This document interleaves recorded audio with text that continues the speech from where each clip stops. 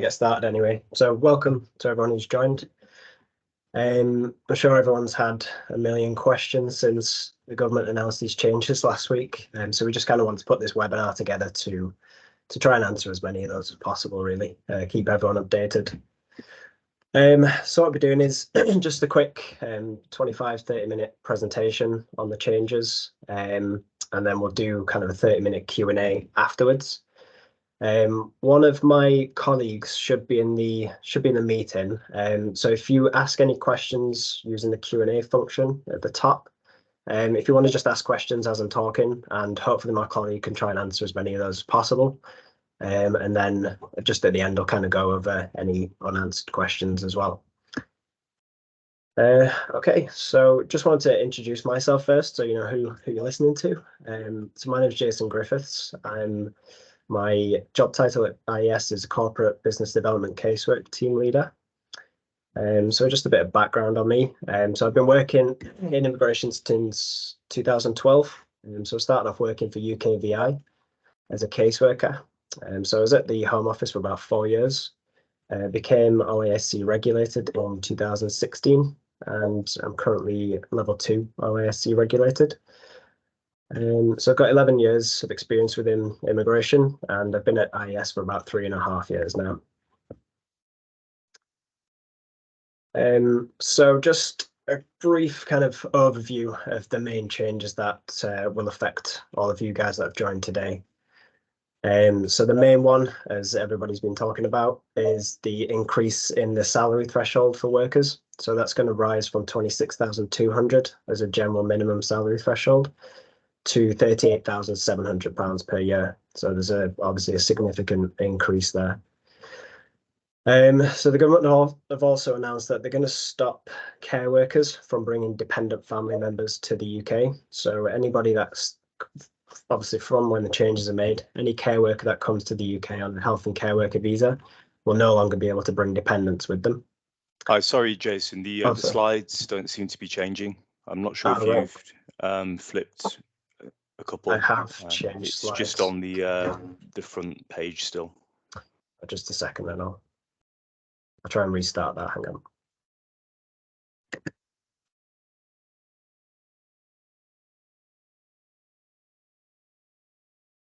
Is that any better? You see the overview? Perfect. Great stuff. So yeah, the care workers will no longer be able to bring dependent family members to the UK. They also announced that there will be a reform of the shortage occupation list. So they're going to reform how that works, and they will be completely scrapping that general 20% salary reduction for everybody who is on the shortage occupation list.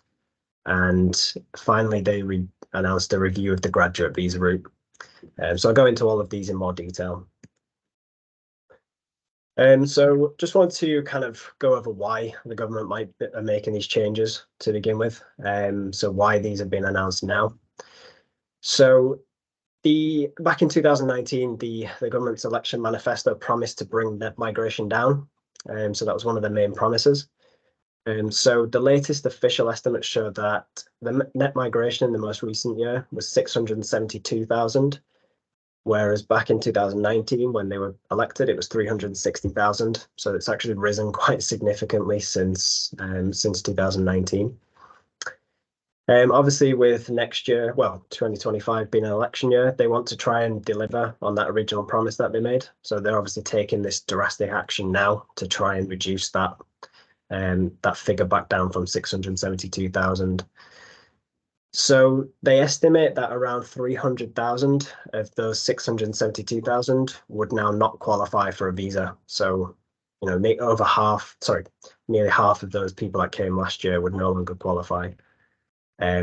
Obviously, that reduces the figure probably back down in line with what it was, rather than reducing it from what it was in 2019. So it is kind of just bringing it back down to what it was.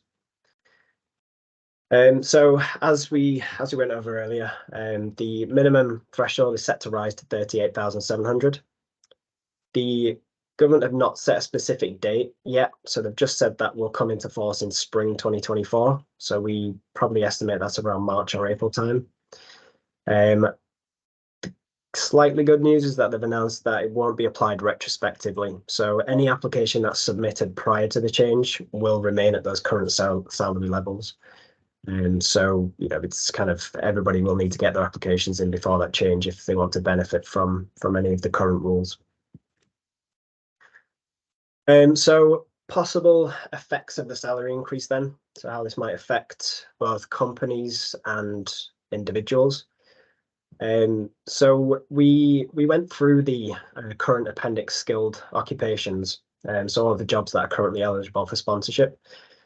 So me and my team, we went through those and found that 211 out of the current 225 occupation codes will be affected by this rise. So the going rates for those 211 codes at the moment are actually under 38,700. And so each one of those, and obviously it's the majority of them, they're going to have to rise in line with that. The majority of, obviously, like I said, the majority of jobs are going to need to be paid above the current going rates to meet that new salary requirement. So it's going to mean that a lot of lower skilled jobs, so lower paid jobs, are just no longer going to be viable options for sponsorship. So that might be one of the main effects, is that you do see a lot of jobs that are currently on the skilled occupations list. They're just not eligible for sponsorship anymore. It's just not a viable option. So another thing to kind of look at would be that, according to the Office of National Statistics, the new salary threshold is 17% above the median salary in the northwest of the country and 22% of median salary in the East Midlands. But it's actually 13% lower than the median salary in the southeast of the country. So it's quite a disproportionate comparison with the salaries in the country there. So if we take the UK as a whole, the only age group of people who kind of would meet that median salary are males above the age of 30. And there's no female age bracket that has a high enough median salary to meet that threshold. So it could mean that a disproportionate amount of jobs we find that they're only available to males in the south of the country. Whether that kind of comes true, but that's kind of what the statistics are suggesting at the moment, that it could be quite discriminatory. So some good news then. So care workers have been exempt from this salary increase. So the government confirmed that those coming on a health and social care visa route will be exempted. So we can continue to bring the healthcare workers that our care sector and NHS need. We're also exempting education workers who are on the national pay scale occupations. And so obviously both care workers and education workers, the government actually set those salaries already. So I think there would have been some conflict there if they applied the immigration salary increase to those national pay scales that they've set, because there would be obviously a disparity between the two. So you'd have to raise every teacher's salary, for example.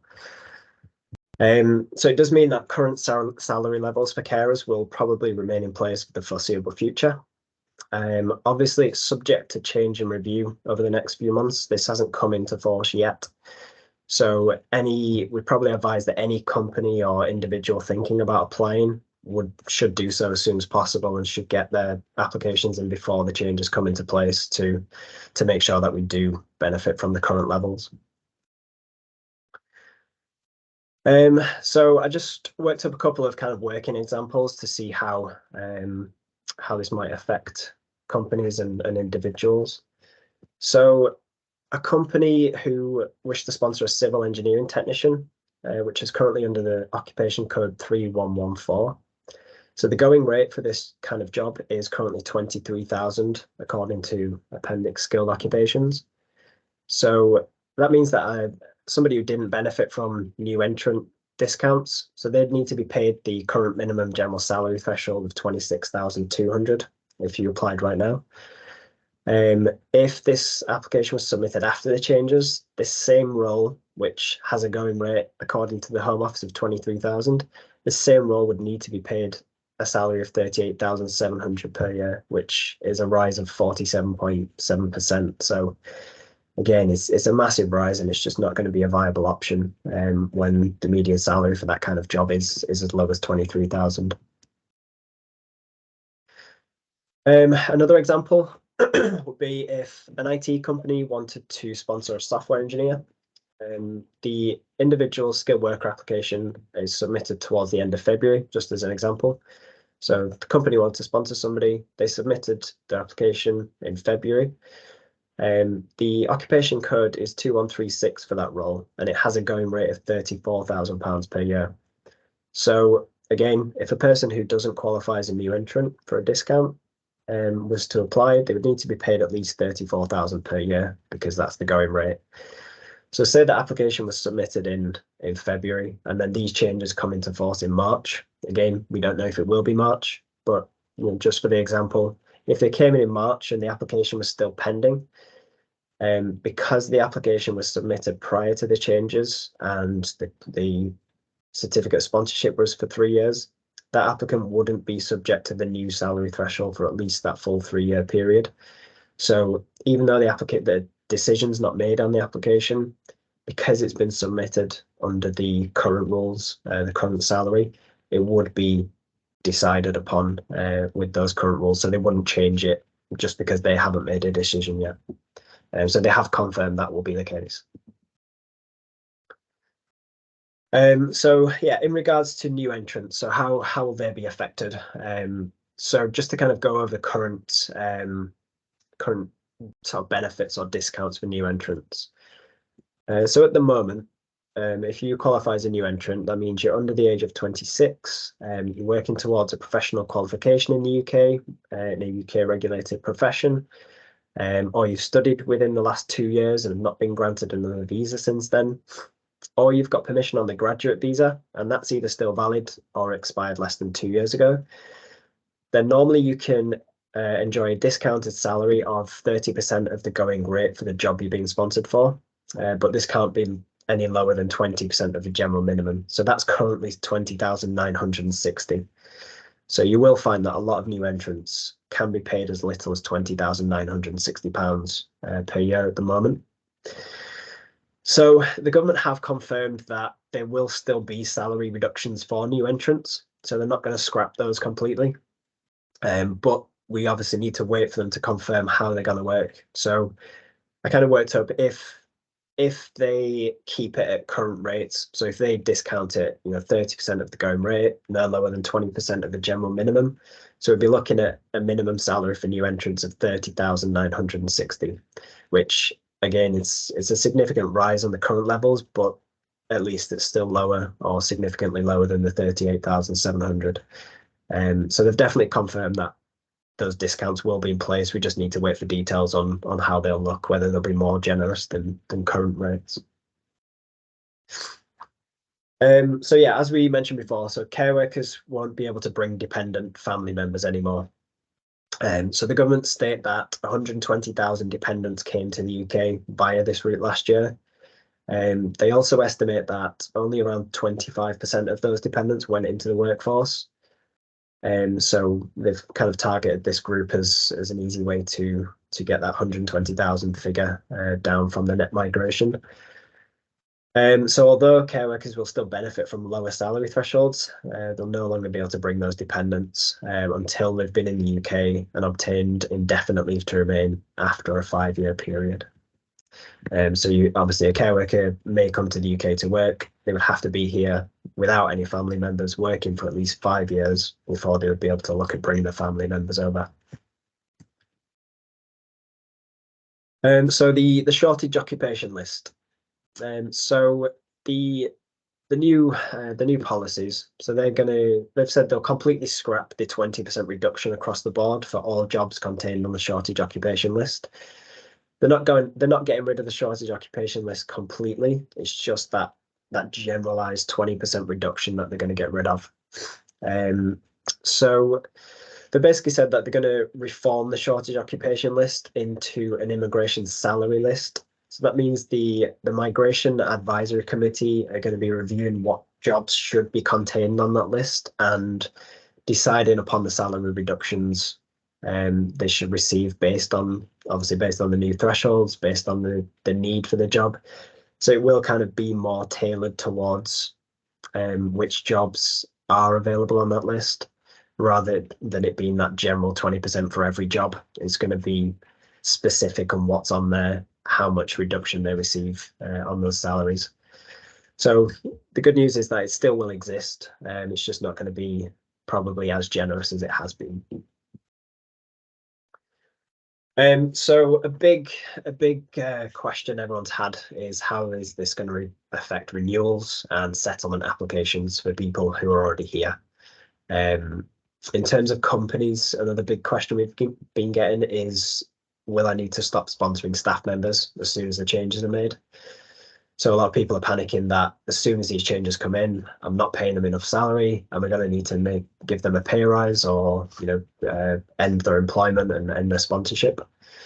And so the good news on that sense for employers is that you're not going to need to stop sponsoring people immediately. So anybody granted under the current rules, for the length of that particular sponsorship, that will stay in place. You're not going to immediately have to stop sponsoring anybody as soon as the changes come in. In terms of renewals, though, the official press release at the moment, they've said that they're establishing the specifics of the policy. So they've said how this will, including how it will apply to those renewing visas, and it will apply to settlement as well. And they will confirm more details of this in due course. The only worrying thing is that there's been a few kind of media interviews by MPs after the announcement who have indicated that it would apply to people making extensions and indefinite leave to remain applications. So whilst those interviews have kind of indicated that, their official line is that they've not actually established the specifics. So hopefully that's just the interviews that have been given are kind of misguided. Things haven't been decided yet, but kind of a worst case scenario is that they are going to apply to renewals and settlement applications. So anybody who's on a lower salary at the moment and their visa is due to expire, could be a good idea to get them an extension before the changes come in, so that they can continue to enjoy the benefits of the current rules. And then when looking at past changes, so in the past, when rules have significantly changed, there's been what's known as transitional arrangements. So anybody on the current route has remained under those current rules for the length of their journey to settlement. The only issue with that is that that's kind of only been there when there's been a complete change of immigration rules, rather than just an additional requirement added to existing rules. So I don't think they will apply transitional arrangements in this sense. Obviously, we need to wait to find out, but just based on how they're talking and how it's kind of worked in the past, I don't think they will apply transitional arrangements this time. So people probably will be subject to the new rules with renewals. And they've also announced a review of the graduate visa route. So they've not said they're getting rid of it. They've just basically asked the Migration Advisory Committee to carry out a full review of it, make sure it's working to the benefit of the UK. So the graduate route, for anybody that's not aware, so once somebody has completed a degree, for example, they can apply for a graduate visa, which allows them to live and work in the UK for up to 2 years. And obviously the idea is that within that 2-year period, if you want to remain in the UK beyond that, carry on working, you then switch over to a skilled worker visa within that 2 years. So 100,000 graduate visas were issued last year. So obviously there's 100,000 students went into the workforce on that basis last year. So yeah, the government has ordered that full review of the route to ascertain its effectiveness. So we'll obviously wait and see whether it's still going to be for 2 years, whether it's going to be that generous. And obviously with the new salary thresholds, it probably is going to reduce the opportunities for people switching to a skilled worker visa within that 2-year period. So it could end up after the review being that they see it as more of a temporary work visa, and may reduce the length of time. For example, they might reduce that to, you can live and work here for 1 year. We just have to wait and see what the review comes up with. And then a few kind of final thoughts. So back in April 2017, when the Tier 2 General visa was still in place, so Tier 2 General visa holders were required to earn 30,000 per year as a minimum salary. And then prior to the 1st of December 2020, those people, they had to be earning at least 35,800 per year to get indefinite leave to remain. So we've kind of been this close to this level of salary before. So it's not new. It's not as if it's always been as low as it has been for the skilled worker visa. So there was, people still were being employed and being able to get sponsorship with these higher salaries. So it's not a million miles away from that 35,800 that you needed to get indefinite leave to remain by a Tier 2 general before it changed the skilled worker visa at the end of 2020. And then, like I mentioned previously, we expect these changes to come in around March, April time. And the government have said that they'll confirm further details of everything, like the renewals, the indefinite leave applications, the graduate visa route. That's all going to be confirmed over the next couple of months. So, towards the end of January, I imagine February, we should start getting more details on the specifics of everything. Okay, so went through that a little bit quicker. So I'll just have a look through, see if there's any questions. I'm not sure if my colleague Rachel, managed to answer any. So I'll just have a look through, see if we've got any questions I can go through.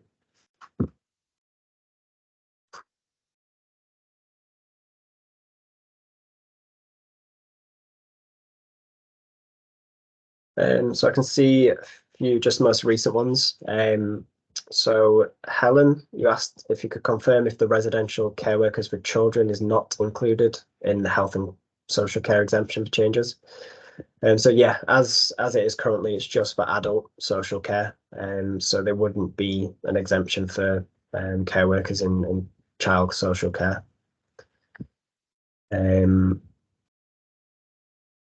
So Laura has asked, how soon before my employee's skilled worker visa expires can I apply for renewal for another 3 years? There's no limit. So there's no rule that says you have to apply within 28 days, for example, of the expiration of the visa. If you want to extend it, you can do that at any time. So anybody, like I said previously, if anybody does have a visa that's due to expire,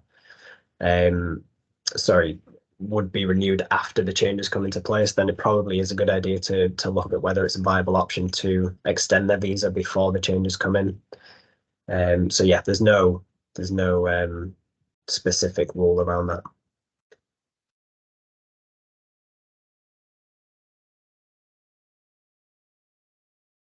So I think it's Bettina. So if a worker currently on a skilled worker visa and his dependents are in the UK too, when it comes to his renewal, what would happen to the dependents? So I think that means in terms of if they weren't able to meet the requirements, maybe, Bettina. So if they weren't able to meet the requirements, obviously the dependents are granted in line with the main applicant. So if they weren't able to meet that salary threshold for the new rules and they weren't able to renew the visa, if the government do apply it to renewals, then obviously the dependents' visas would expire in line with the main applicant.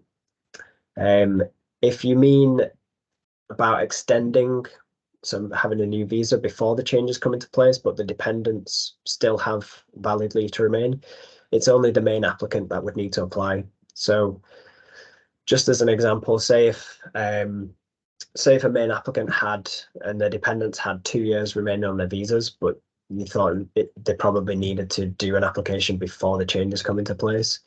So you did, a 3-year visa or a 4-year visa extension for them. The dependent wouldn't have to apply at the same time, so they can carry on with their current visas. So it's only the main applicant that would need to do that. Let's look for some more questions.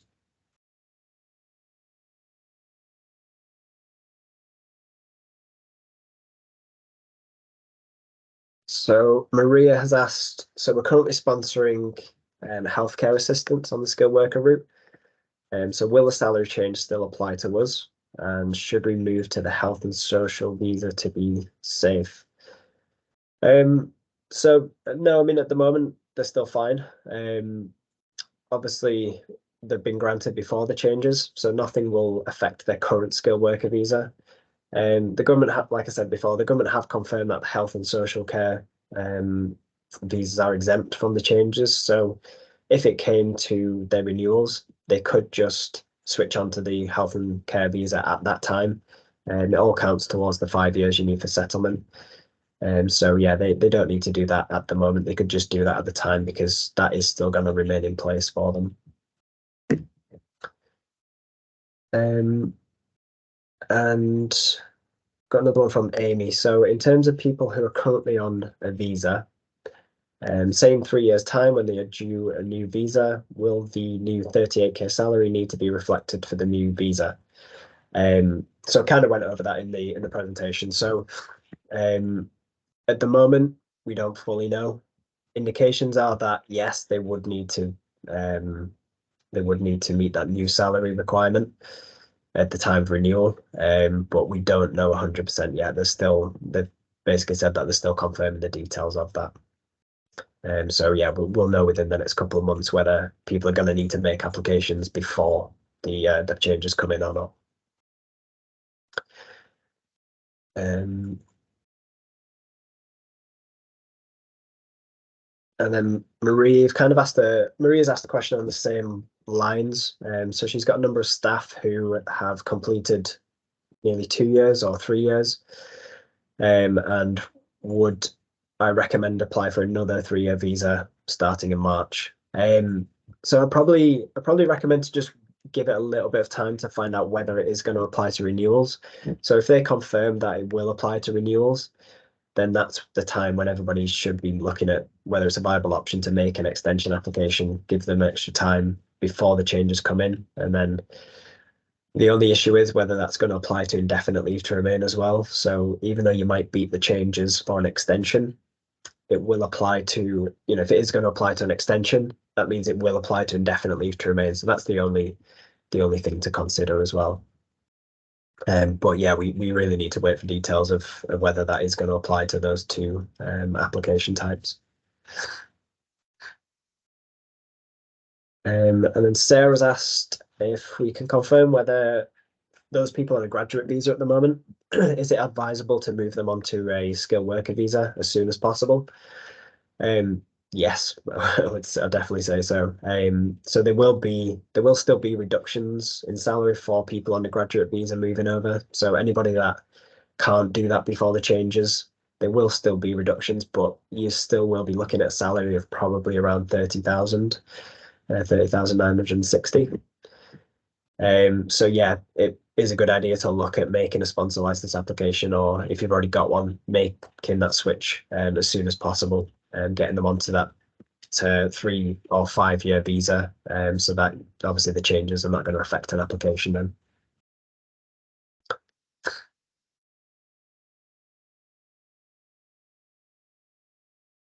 So I think is it Harry Krishna?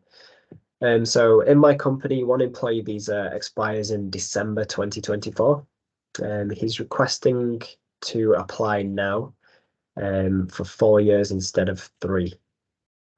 So obviously costs are different. So there's the cost consideration in terms of application fees, skills charge, health surcharge. But obviously, like I say, any application that goes in before the changes, if that's for 3, 4, or 5 years, you're not going to be affected by the increase for that period of time. So they're not going to make you reapply before your visa expires. You are going to be subject to the conditions in place when you did make the application. So yeah, anybody looking for 3 or 4 years, it's going to be down to you as a company and individual on a financial basis whether that's going to be a factor or not in terms of application fees. And Ashna has asked, so does a skilled worker need to have a minimum salary of 38,700 to support a dependent visa if the dependent is also working currently? Example, my salary is 32,150. I'm on a skilled worker visa. My dependent is on I'm guessing a graduate visa. And to have him on my dependent visa, do I need to have a minimum salary of 38,700? if we apply post 2024. So the 38,700 is not in regards to dependents. So it's not a figure to show that you can support somebody. Obviously, as an aside to the working routes, they are raising the minimum salary for people coming on spouse visas. So you might be kind of getting the two mixed up a little bit. So the 38,700 will be that general minimum salary threshold for the skilled worker visa. So like I say, if they do apply these changes to renewals, then yes, if you apply after March, April 2024, then just for your own purposes, you may need a salary of 38,700, but that's nothing to do with supporting your dependent.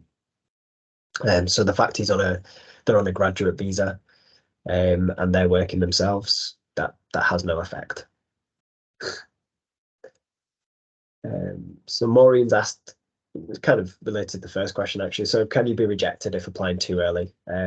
No. So there are certain things like indefinite leave to remain. If you apply too early, yes, you're going to be refused. You can't apply any earlier than 28 days before reaching your 5 years for that. But with a skilled worker visa, you can extend any time. So if you issue a new certificate of sponsorship to somebody, you can submit that application based on that new certificate of sponsorship and get that extra time that you've applied for.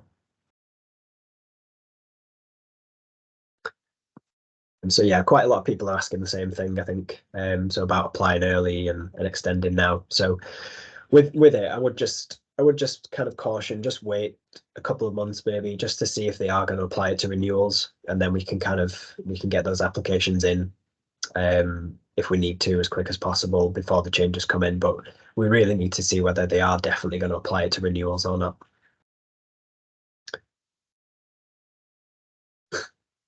So Mohammed has asked for a work visa. Do they have to keep money in the account before the visa extension?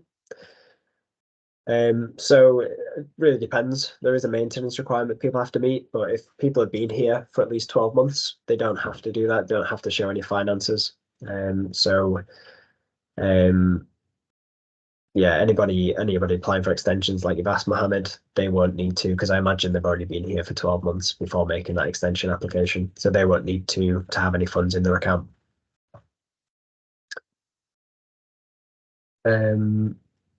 Ibrahim has asked, if we're switching to a new code, do we have to have a copy of employment contract or wage slips? And so, no, it would just be the new certificate of sponsorship. Don't need the contract or wage slips for new code. It's just the new certificate of sponsorship under the new code.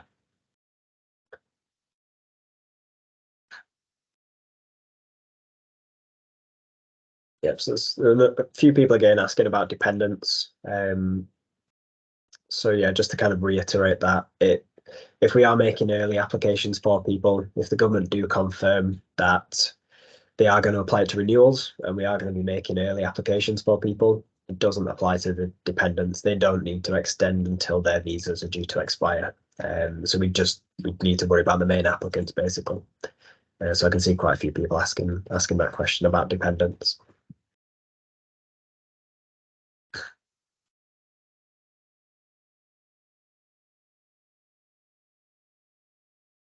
Dominique, you've asked for the slides, and I'm still a bit confused on the exception for adult care. So I mean, just to reiterate, it is just going to be how it is at the moment. So they're not changing anything for adult social care or people working for the NHS. So anybody that qualifies for a health and care visa are exempt from this new minimum salary threshold. So there's no changes to it basically. Just it is as it is now. Nothing's going to change with it. So yeah, that's the main takeaway from it.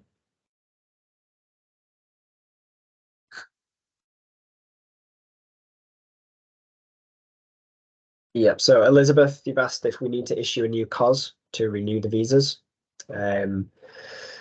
So yeah, anybody who's making a new application, they have to have a new certificate of sponsorship issued for that. So if say somebody's been here for 2 years, for example, and you want to give them another 3 years now before the changes come in, then yeah, you would need to issue a new certificate of sponsorship for a new 3-year period. Even if they had a year left on their current visa, for example, you would need a new COS for the new application. And then obviously they're granted a visa based on that new certificate of sponsorship then and the length of time.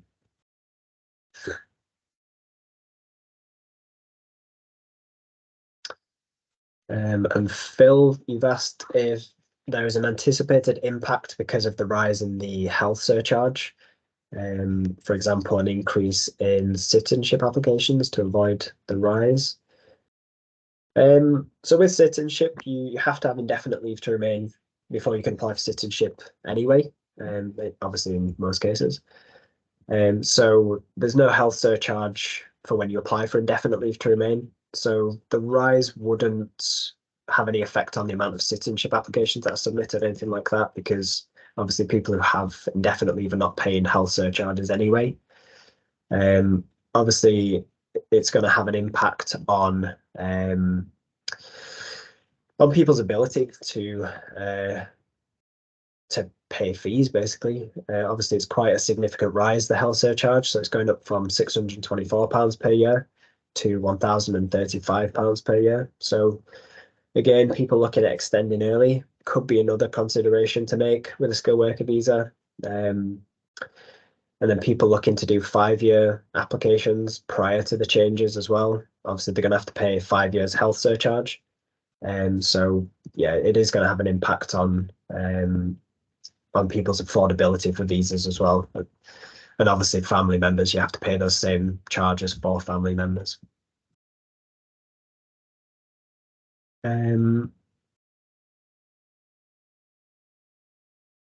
Yeah, so Tony, you've asked, I think it was a similar question to previously. So a care worker on 3 years, if the visa expires, what happens to the dependents already in the UK? So the dependents would be granted in line with the main applicant, so their visas would expire as well. So if the main applicant's has expired, chances are their visas have expired as well because they shouldn't have been granted any more time than the main applicant has. And Piga, sorry if I pronounced that wrong. So they've asked what the total maximum number of years you can extend a visa for. So with a skilled worker visa or a health and care worker visa, the maximum time you can assign a certificate of sponsorship for is 5 years. So obviously a lot of people may look at doing that who are applying now. They may look at assigning it for the full 5 years. To obviously avoid those salary increases within that 5-year period, and then obviously assess what the rules are at the end of that 5 years then. Emmeline has asked, if I change employer under my skilled worker, if I change employer under skilled worker, are my dependents needed to reapply for their visa? So yeah, same question as we've gone over previously. So as long as they've still got time remaining, they don't have to apply at the same time if you change employer. So they can just remain on their current visas and apply for an extension near the time.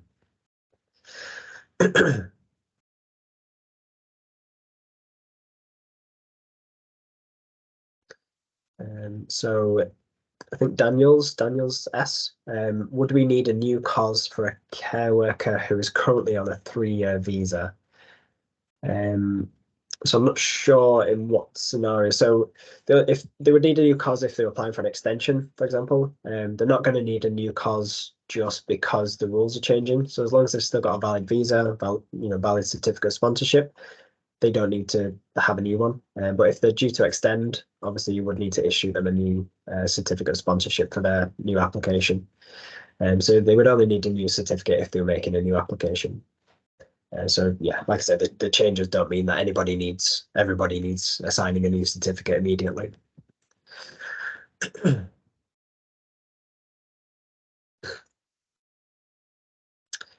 So if I think it's Erica. So if a carer is employed on a defined certificate of sponsorship, to renew this, would you now use an undefined certificate of sponsorship? So yes. So anybody who is due to extend and make a new application within the UK. So because they'll be applying from within the UK, it's always an undefined certificate of sponsorship. So they come out of an employer's or sponsor's annual allocation.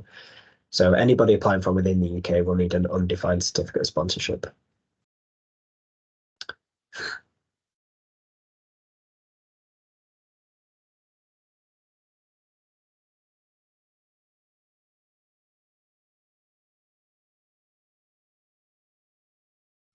And I think Maya, so she said, just for clarification, if I bring over a worker after the change date, can that person never bring a dependent over during the course of their visa? So it's not for all skilled workers, so it's just for care workers.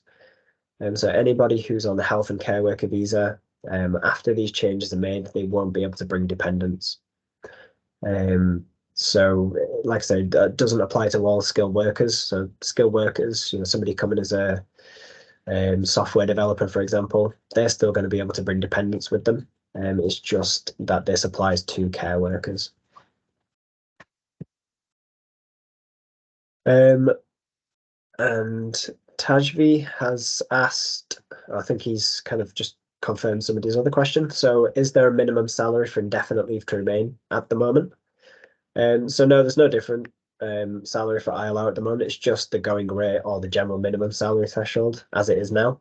And that's obviously that's going to increase with the changes.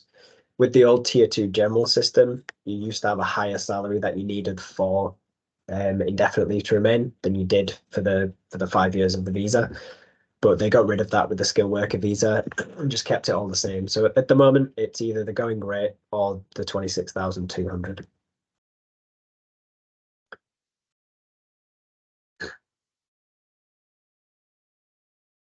So Lisa has asked, is it with immediate effect that care workers are unable to bring their dependents?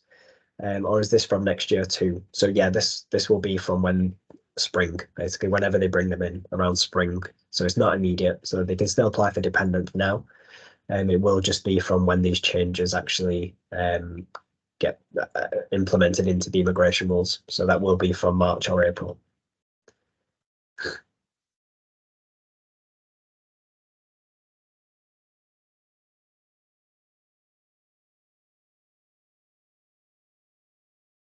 And I think Ashna, you said, sorry, still not clear. My spouse is not yet on a dependent visa, and my salary is below 38,700. So if we apply for his dependent visa post the new rules coming in, will this affect his dependent visa? I see what you mean. So no, it wouldn't. So you won't for his dependent visa. It's based on the fact that you have a skilled worker visa. So he won't, you won't need to be earning 38,700 for his dependent visa if he's obviously if you've still got a valid visa that was granted under the current rules, you're still, you're still bound by those current rules. So you won't need to be earning 38,700 for his dependent application. I hope that cleared that up.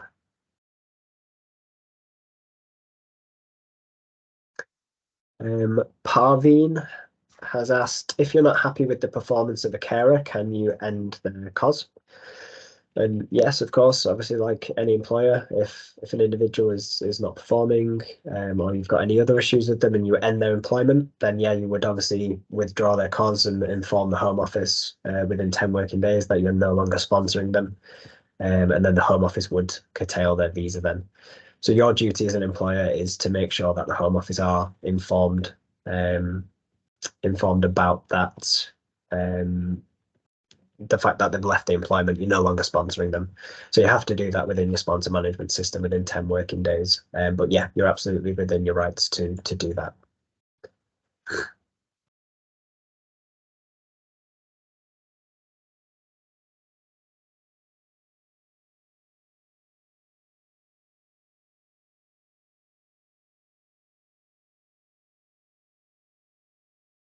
And Simon has asked, so can those who meet the minimum salary, 38,700, such as a senior nurse, still bring over dependents? So yeah, if you're sponsoring them under the skilled worker visa rather than the health and care worker visa, so they meet the general requirements for a skilled worker visa, then yeah, absolutely, they're still going to be able to bring dependents. That's not a problem. So it is just people applying under the health and care worker concession that will no longer be able to bring dependents.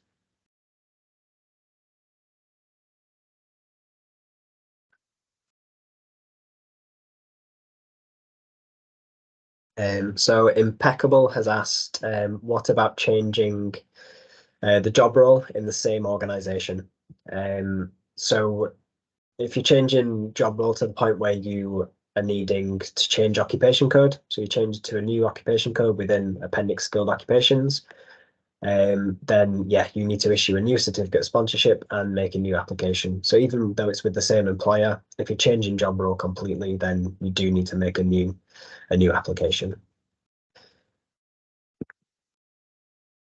I think I've answered quite a lot of questions there. Obviously, there's still quite a few unanswered questions. We do, at Immigration Advice Service, we do offer advice sessions.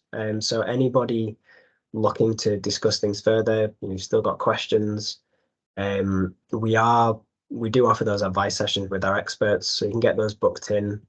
You'll receive, anybody that's attended today will receive an email with instructions on how to book an advice session with us, and they'll receive a 20% discount on that advice session as well if you've attended today's webinar. So yeah, any questions you've got that are not answered, anything you feel like you need to discuss further, any employer or individual that's looking to make an application as soon as possible, obviously try and beat these changes, and then obviously get in touch with us and we can help with any of your needs.